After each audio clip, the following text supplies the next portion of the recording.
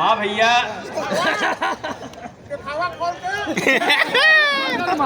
ऐसा है ना कि देखिए अभी ये मेरा गणपुत्र था, आप लोगों की गांड मार के अभी अभी बैठा है। और ये बच्चा देखिए बड़ा टैलेंटेड है। इससे एक बात साबित होती है कि बनारस में चूतियों की कमी न कभी रही है न कभी होगी। ये कार्यक्रम इतने सालों तक मैदागिन के जब टाउन हॉल में होता था तो काफी बढ़िया था। अभी अभी इतने कायदे से आप लोगों को संचालक महोदय ने व्याकरण पढ़ाया तो समझ के गाली दीजिए। भोसड़ी वाले सबको थोड़ी कह सकते हैं, न बुजुर्गों के सबके कह सकते हैं, न चूतिया सबको कह सकते हैं। आप लोग अपना व्याकरण सही करिए भाई, काशी विद्वानों की नगरी रही है। खैर, तो मैदागिन में जब ये कार्यक्रम इतने सालों तक आयोजकों ने किया, राजीव गुरु जी का उनमें सहयोग रहा, तो भीड़ बड़ी भयंकर होती थी। हम लोगों की आदत देखिए थोड़ी खराब है। भीड़ पिछले साल यहाँ झाड़ बराबर नहीं थी, परफॉर्मेंस गड़बड़ा जाता है हम लोगों का। इस बार कुछ चूतियों की संख्या बढ़ी है, लेकिन अब भी हमें इस बात से पूरी तरह से खुशी नहीं है। हम लोग ये चाहते हैं कि आप अपने समस्त गांडू मित्रों को लेकर अगले बार ये पूरा घाट भर दें, जिससे यहाँ का परफॉर्मेंस सुधर जाए। और अभी देखिए ये बच्चा पढ़ रहा था बेचारा, कई बार मेरा नाम लिया, और ये मेरी जब की कविताएं पढ़ रहा था। ये 2007 का कवि सम्मेलन था, जबकि मोबाइल में कैमरा नहीं हुआ करता था, ऑडियो वायरल हुआ। और उस समय ये बच्चा अपनी माँ की बुर में रहा होगा। और देखिए काशी की परंपरा है कि इसके बाप भी यहीं आके कहीं बैठे हैं। लेकिन कितना टैलेंटेड बच्चा था कि भोसड़े में से सुन के मेरी कविता याद कर लिया है। मैं जैसे ही मंच पे आया, इसने तुरंत मेरा लौड़ा पकड़ के प्रणाम कर लिया। मैंने कहा बेटा बहुत अच्छी बात है, और वास्तव में ये आनंद का विषय है कि नई पीढ़ी तैयार हो रही है। पुराने सारे कभी लाड़ चाट के मरे चले जा रहे हैं एक एक करके। तो अब शुरू करता हूँ। स्वागत है। हाँ भैया पेल रहा हूँ यार, पेलने तो दोगे। अब इतना नया लौंडा थोड़ी रह गया हूँ कि झटके में खड़े खड़े पेल के निकल दूंगा। थोड़ा सा यार टाइम लगता है। फिर ना सिलेगी, फिर ना सिलेगी जो गांड फट जाएगी, फिर ना सिलेगी जो गांड फट जाएगी, और जिंदगी झांट नहीं जो दोबारा उगाएगी। फिर ना सिलेगी जो गांड फट जाएगी, जिंदगी झांट नहीं है जो दोबारा उगाएगी। क्या बात है। जो दे प्रेम से उसकी मार लो, वरना जिंदगी सरका मारने में गुजर जाएगी। अच्छा, ये बच्चा जब पैदा नहीं हुआ था तो इसकी दादी इसकी मम्मी से कहती थी कि बहू एक पोता चाहिए। तो रोज कहें बहू एक पोता चाहिए, कहें माता जी बस एक पोता चाहिए। तो इसकी दादी बोली हाँ बहू बस एक पोता चाहिए। कहीं लेकिन अम्मा आपका लड़का हमको रोज रात को ऐसे चोदता है जैसे 15 अगस्त की रैली हमारी चूत से निकलेगी। तो बेचारे का इस तरह से जन्म हुआ है, इसलिए बढ़िया टैलेंटेड कवि है।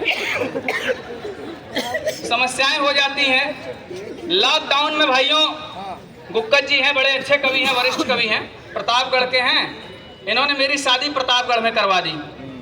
अच्छा, प्रतापगढ़ बड़ा वीरों का देश है, बड़े खतरनाक लोग हैं, आप भी हैं। धन्यवाद भाई साहब। हमारे अवधि में कहावत है कि 100 पढ़ा न एक प्रताप बढ़ा, और तनिको पढ़ा तो सर्वदैयों से बड़ा। तो लॉकडाउन में मैं ससुराल में फंस गया संयोग से, और लंबे समय तक लॉकडाउन लग गया। तो एक दिन मूड हो गया, मैंने पत्नी से कहा चलो सेक्स हो जाए। तो कह रहे हटिए, आपको शर्म नहीं आता है, देख नहीं रहे हम अपने मम्मी पापा के घर हैं। तो मैंने कहा क्या हमारे मम्मी पापा का घर रंडी खाना है, वहाँ झट तैयार हो जाए।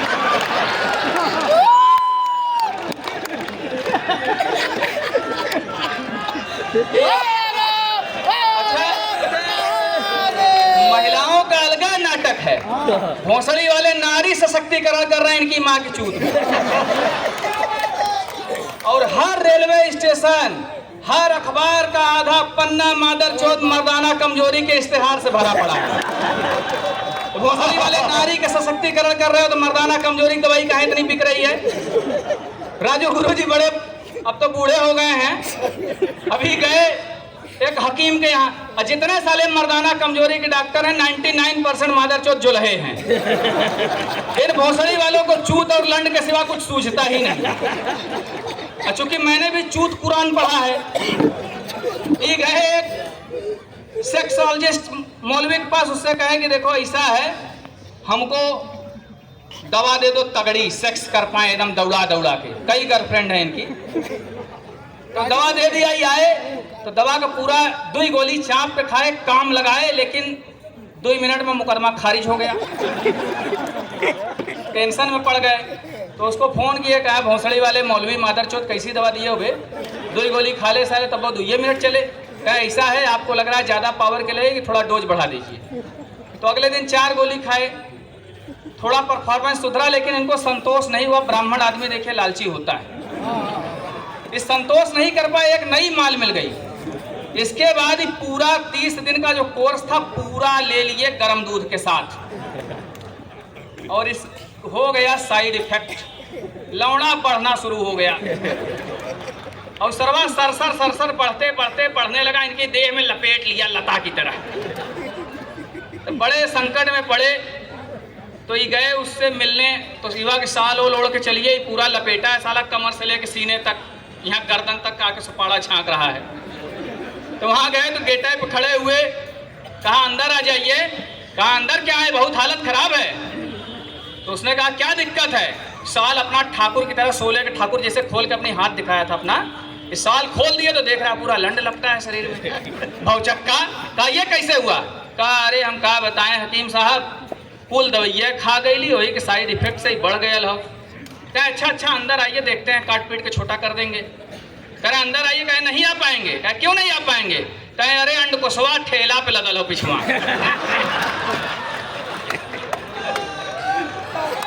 तो एक बार जोरदार नारा लगाइए, ओम नमो पार्वती पते हर हर महादेव। अच्छा, कई मादरचोद कहते हैं भोसड़ी वाले कि इसमें बीच में जो भगवान का नाम लेते हैं, उन मादरचोदों को पता ही नहीं है कि काशी में भोले बाबा से हमारा क्या संबंध है। भोसड़ी वाले जो बनारस को नहीं जानते वो क्या जानेंगे यहाँ की संस्कृति क्या है। खैर, बड़े आशावादी लोग होते हैं। पत्रकार महोदय लाड़ चाट के चले गए कि है कौन है, कहाँ है? गए, ठीक, बहुत अच्छी बात, चले गए, बढ़िया। ए भैया, आप तीनों लोग यहाँ अपनी मैया न चुदाएं। अरे भोसड़ी वालों, देखिए अपनी माँ चुदाने में इतने व्यस्त हैं कि साले सुन भी नहीं रहे हैं, आप लोग समझा रहे हैं। सबको सब जय गणेश सुमन करा रहा। खैर,